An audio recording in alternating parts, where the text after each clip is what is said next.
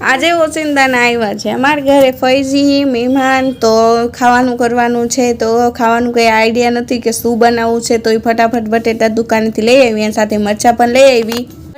બટેટા ખોલી લીધા, પછી ટમેટા લીધા। ધ્રુવ કે મમ્મી મારે પણ કરવું છે, તો ધ્રુવને મેં થોડુંક કરાવી અને ધ્રુવને આપી દીધું। તો મેં બટેટા અને વટાણાની શાક કરવાનું નક્કી કર્યું છે, તો મેં પણ બધું કુકર મૂકીને વઘાર કરી લીધું અને એમાં ટમેટા એડ કરીને બધા જ બટેટા એમાં નાખી દીધા। શાકનો મસ્ત પૈકી વઘાર દઈ દીધો અને થોડીક જ વારમાં મારી શાક પણ રેડી થઈ ગઈ। શાકનો મસ્ત કલર આવ્યો, મોઢામાં જોઈને પાણી, લોટ પણ બાંધીને મૂકી દીધું છે પૂરીનું અને તેલનું વકડીઓ લઈ લીધું। તે સાથે મિષ્ટાનમાં આજે બનાવવું છે ઘઉંનો શીરો, એના માટે લોટ શેકી લીધો અને ગોળનું પાણી પણ કરીને આને પછી આપણે એને એડ કરવાનું છે।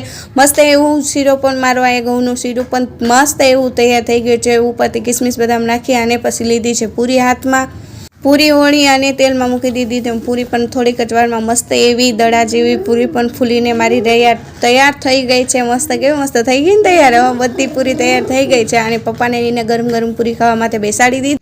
ફૈજી અને બધા જ મસ્ત પૈકી પૂરી અને શાકની મજા લેતા હતા, મીઠો શીરો ખાતા હતા, તો બહુ મજા આવી। ફઈને કીધું તમે પણ અમારા યુટ્યુબ ચેનલમાં દેખાઈ જશો, કે હું પણ દેખાયું, કે હા તમે પણ દેખાઈ જશો। પછી બધાને શાંતિથી જમી લીધો અને પછી અમારો વારો આવ્યો તો અમે પણ જમવા માટે બેસી ગયા। અમે પણ અમારી પૂરી શાક ખાતા હતા, એન્જોય કરતા હતા, બહુ મજા આવી। અમારા આવા જ વિડીયો તમને ગમતા હોય તો કરી દેજો લાઈક અને અમારા ચેનલ કરજો સબસ્ક્રાઈબ।